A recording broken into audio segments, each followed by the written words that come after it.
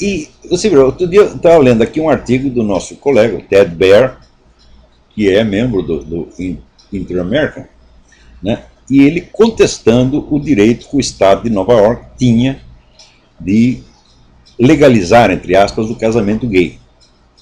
Porque ele mostra que isso fere a Constituição, não só fere a Constituição americana, como realiza, né, um dos objetivos primordiais do movimento revolucionário mundial, tal como se expressa ali no capítulo 2 do Manifesto Comunista, quer dizer, a destruição da família. Então, a destruição da instituição familiar é um objetivo permanente, por assim dizer, do movimento revolucionário. Tá? Então, o Ted Baer tem toda a razão no que ele está dizendo ali, o artigo está muito bem escrito, formidável, mas eu tenho algo a acrescentar, que depois até eu não vou falar só não, eu vou escrever também. Tá certo? Isso aqui é importante, vocês têm que meter isso na cabeça. Né? Normalmente, quando você vê essas bandeiras levantadas pelo movimento revolucionário, como gaysismo, feminismo, sex lib, o caralho a quatro, entendeu? Sempre aparecem pessoas do outro lado indignadas, defendendo os seus valores e argumentando, e frequentemente até levando a melhor na discussão. Tá certo? Mas, se leva a melhor na discussão, por que o outro lado sempre acaba vencendo na prática? Por um motivo muito simples. Cabeça de revolucionário não funciona como as outras pessoas. Não funciona como ser humano normal. Tá certo? Isso quer dizer que toda bandeira que um revolucionário levanta não é nunca um ideal literal no qual ele acredite sinceramente e que ele pretenda realizar. Nunca é isso. Tá certo? O revolucionário muda de metas com a constância que muda mais de metas do que muda de cueca. Tá? Muda do dia para a noite. Tão logo ele vê que aquela bandeira que ele está defendendo levou a pior na argumentação, ou está difícil de se realizar na prática, ele passa para o negócio contrário, porra. Às vezes não é nem sucessivo, às vezes é simultâneo. Ele defende uma coisa num país e a coisa contrária no outro país. Como, por exemplo, na primeira metade do século XX, enquanto na Rússia eles promoviam a perseguição antirreligiosa mais sangrenta da história humana, matando cristão adoidado, né, para impor, vamos dizer, o ateísmo como doutrina oficial, ao mesmo tempo, no Ocidente, eles tentavam ganhar os cristãos pela lisonja e pela imitação, né, imitação doce do discurso religioso. Então diziam uma coisa aqui, a coisa contrária do outro lado, conforme as conveniências de momento e de lugar, o revolucionário muda, tá certo, de posição com uma facilidade extraordinária. Por exemplo, quem conhece a história do Partido Comunista sabe que para você encontrar, por exemplo, nos anos 50, 60, se você queria encontrar uma família patriarcal tradicional, né, rígida e hierárquica, daquelas que aparecem em filme italiano, filme de siciliano, era só procurar um cara do comitê estadual ou do comitê central do Partido Comunista. Eram os pais mais autoritários, mais rígidos e mais moralistas que tinham. Né? Ao mesmo tempo, por exemplo, você falar de gay, né, para aquela gente, eles odiavam, tinham um nojo. Olha, a posição do comunista perante o gaysismo, você pode encontrar nas obras do famoso Dr. Wilhelm Reich, que é um apóstolo do sex lib. Ele dizia o seguinte: o homossexualismo é uma perversão criada graças à alienação capitalista, e que quando viesse a sociedade socialista não teria mais viados no mundo. Né? Ele dizia: você já viu alguém se levantar contra o Dr. Wilhelm Reich? Não, ninguém vai falar. Não, ele era homofóbico. Não, de jeito nenhum. É um monstro sagrado, é uma vaca sagrada do comunismo, é intocável. Então, isso para vocês terem ideia de como era o moralismo comunista naquela época. Né? Então, ao mesmo tempo que os comunistas praticavam, né, essa rigidez patriarcal dentro das suas famílias e dentro do partido inteiro, era assim, tá certo? Eles estavam fomentando o sex lib, gaysismo e feminismo no Ocidente, porra.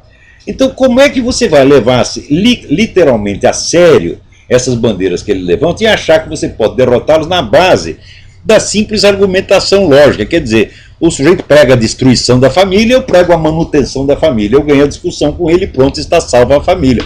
Ora, porra, isso é muita ingenuidade, né? Veja, para você ver, tem dois pontos que é preciso lembrar para que se entenda como esse tipo de combate, vamos dizer, literal e mecânico, né, a mera oposição de ideal a ideal, não funciona. No próprio trecho que o Ted Baer cita do Manifesto Comunista, Karl Marx diz que a família burguesa será extinta automaticamente com a abolição da propriedade privada, porque ele acredita que a propriedade privada é o único fundamento objetivo da família. Não é, nós sabemos que não é, mas ele achava que é. Então ele achava que abolindo a propriedade privada, a família desapareceria espontaneamente ao longo dos séculos. Tá? Então, o importante ali era se concentrar na destruição da propriedade privada por meio, vamos dizer, de uma revolução violenta que destruísse, matasse a classe burguesa, tomasse os seus bens e pronto, daí a família ia acabar sozinha. Passados, né, menos de um século, já aparece Antônio Gramsci e a escola de Frankfurt com a conversa simetricamente oposta. Por quê? Porque eles viram que destruir a propriedade privada não era tão fácil. Né?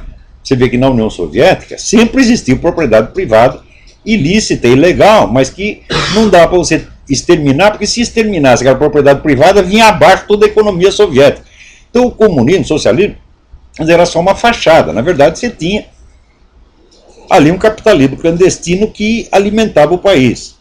Então viram que liquidar a propriedade privada não era tão fácil. Né? Então o que fizeram esses filhas da puta, Antônio Gramsci, o pessoal da escola de Frankfurt? Inverteu 180 graus a teoria marxista da infraestrutura e superestrutura. Porque, segundo Karl Marx, a economia é a infraestrutura, ou seja, a parte real da história, e em cima tem um véu ideológico, que é a superestrutura. Então a família seria parte da superestrutura. E a base seria a economia de propriedade privada. Então, retirando a infraestrutura, a superestrutura viria abaixo naturalmente. Era assim que achava Karl Marx. Como destruir a propriedade privada se revelou muito mais difícil do que eles poderiam esperar, e na verdade é impossível, é materialmente impossível a eliminação da propriedade privada. Né? Então eles decidiram inverter tudo. Ou seja, em vez de destruir a propriedade privada para daí destruir a família automaticamente, não, nós temos que destruir a família primeiro. E daí talvez cheguemos à destruição da propriedade privada. Ora, pô, o que você acha de uma teoria que inverte em 180 graus o que estava dizendo e continua dizendo que é a mesma, afirmando que é a mesma teoria? É claro que isso não é teoria nenhuma, isso é um charlatanismo oportunista do mais rasteiro, do mais vagabundo, do mais sem vergonha. Né? Então quer dizer que agora, depois disso, o negócio piorou. Piorou, porque depois, teórico mais recente, Ernesto Laclau, dito pensador marxista, ele já diz o seguinte, já diz que não existe nem mesmo ideologia de classe, quer dizer, você tem uma burguesia que tem uma ideologia burguesa, um proletário que tem uma ideologia proletária, assim por diante. Não, ele diz que o discurso revolucionário, a propaganda revolucionária, cria a classe que vai apoiá-la. Quer dizer que, em vez, vamos dizer, do elemento cultural ser a superestrutura que se ergue em cima da infraestrutura econômica, é o contrário. O discurso, a palavra, a cultura, é o fundamento que gera a sua própria base econômica, porra. Então, a teoria que começa a dizer uma coisa e no fim diz a coisa exatamente inversa, é claro que não é teoria nenhuma, porra.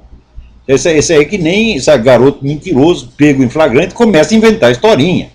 Então, o marxismo é esta merda, minha gente. Tem uma série de pretextos só para os caras ter dinheiro, ter poder, mandar nos outros, tá certo? Poder fazer o que quiser, tá? Matar, roubar, estuprar e se achar lindo, maravilhoso. Então, agora, para piorar a coisa, né? Veja, a gente vê em todo o Ocidente pessoas religiosas, bem intencionadas, conservadoras, querendo defender a família. Então faz lá um belo discurso em favor da família e contra a destruição da família, etc, etc. Mas peraí. Será que esse pessoal revolucionário está mesmo destruindo a família? Note bem. Então, primeiro, esses grandes grupos globalistas que dão dinheiro a rodo para os movimentos esquerdistas, todos eles se constituem de famílias dinásticas, que continuam rigorosamente, patriarcalmente ao longo dos séculos. Vê se os Rockefeller querem dissolver a sua família. Ah, nós vamos tentar aqui novas modalidades de organização familiar, vamos chamar aqui um monte de gay, tá certo? E fazemos aqui uma suruba de 40 homens dizendo que é uma família. Vê se o Rockefeller vai fazer isso, que nada, meu filho, educa os filhos direitinho para prosseguir a obra do pai e defender o patrimônio. Se você pegar lá no grupo Bilderberg, com exceção daqueles que são eclesiásticos, católicos, que tem lá também, tá certo? Todos são patriarcas de famílias dinásticas, que jamais permitirão que suas famílias sejam dissolvidas por sexo livre, por gaysismo ou pelo que quer que seja. Mais ainda, gente, eu estava falando agora mesmo da elite comunista, né, que continua no poder, né, na Tchecoslováquia, na Polônia, na Romênia, na Hungria, em todo o leste europeu, né? Apesar da democracia, eles continuam mandando. O sistema é estritamente dinástico, meu filho. Quando o pai fica velho demais, bota o filho no lugar. Então isso quer dizer que essa putada comunista fica com essa conversa de não, vamos destruir a família burguesa porque é opressiva, etc, etc. Mas eles conservam a sua própria família porque sabem que isso é a base da possibilidade da ação histórica, meu filho. É? Se a família se dissolve a cada geração, não é possível ação de longo prazo. Todas as suas ações ficam limitadas ao prazo da sua vida. Tá certo? E tudo que você construiu se perde na geração seguinte. Então isso quer dizer o seguinte, a continuidade da família é um elemento essencial do poder. E quando eles dizem que é para destruir a família, é para destruir a sua família, seu trouxa. A deles não, porra. Então isso quer dizer, isso não é um ideal que eles tenham. Isso é uma conversa mole que inventaram para enganar trouxa. Note bem, que em Roma, já a nobreza romana já sabia disso. Então, dentro da nobreza, vigorava o mais estrito e hierárquico patriarcalismo. O pai tinha tanta autoridade que ele podia mandar matar um filho. Se o filho fosse desleal, podia mandar matar. E não tinha problema nenhum. Agora, os escravos, não era permitido que os escravos casassem e constituíssem família, meu filho. A procriação era feita em gigantescas surubas. Reunia um monte de homem e mulher num negócio do tamanho do estádio do Maracanã e todo mundo comia todo mundo, tá entendendo? E daí ninguém sabia quem era filho de quem. E assim foi durante séculos. Pô. Foi a influência da igreja que conquistou para os escravos o direito de casar. E a partir do momento que podia casar, então naturalmente podia legar sua propriedade aos filhos. Então quer dizer, a família sustentava a propriedade e não ao contrário, como dizia essa besta do Karl Marx. Os escravos primeiro adquiriram o direito de casar, né? E depois, em função do casamento, também o direito de legar, ainda que fosse um pouquinho, uma terra pequenininha, né? Ou um arado, um boi, uma vaca, um bode, um carneiro, né? Um cachorro, legar para o filho. Então aí começaram a ter algum poder, começaram a ter direito de voz e voto, que fez então, vamos dizer, do campesinato medieval uma força política tremenda, capaz de aterrorizar. Às vezes quando o campesinato se revoltava, toda a nobreza ficava aterrorizada. Tem até um filme muito interessante que chama O Tirano da Aldeia, Michel Kohlhaas, é tirado de uma história de Heinrich von Kleist, do sujeito que primeiro inventou o pedágio. Porque hoje não está tão acostumado a pagar pedágio, você passa numa estrada, paga 10 pedágios, né?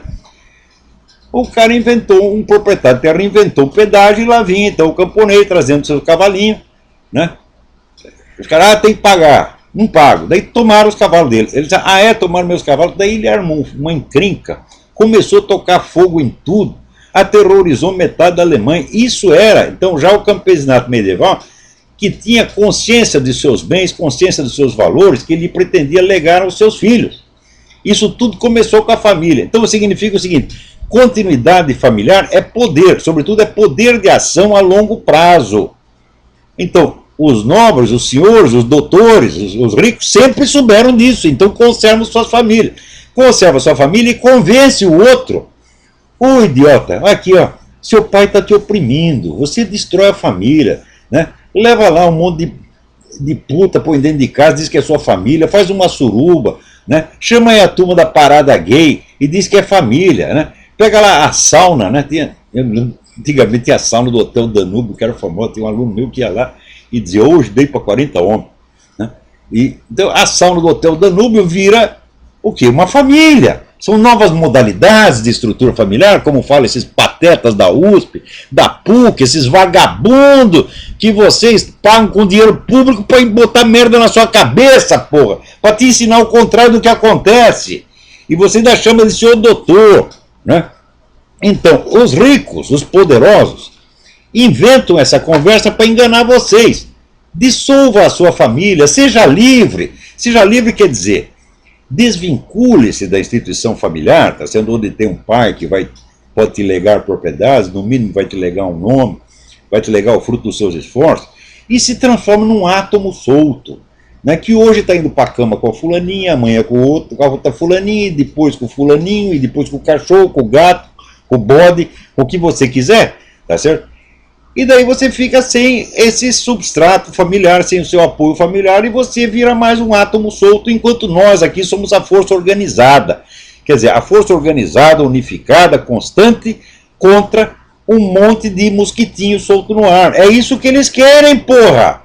Então você defender, teoricamente, a instituição da família não significa nada, porque você não está discutindo com um idealista utópico que acredita no que está falando. Claro que no movimento revolucionário sempre tem os idiotas úteis que acreditam. Mas os chefes, os líderes, os ideólogos nunca acreditaram nessa porra, né? Você vai me desenganar que Herbert Marcuse, Max Horkheimer, tá certo? Theodor Adorno acreditavam nessa pataquada, mas o que é isso? Você já viu Max Horkheimer e Theodor Adorno participar de uma suruba? Mas nunca.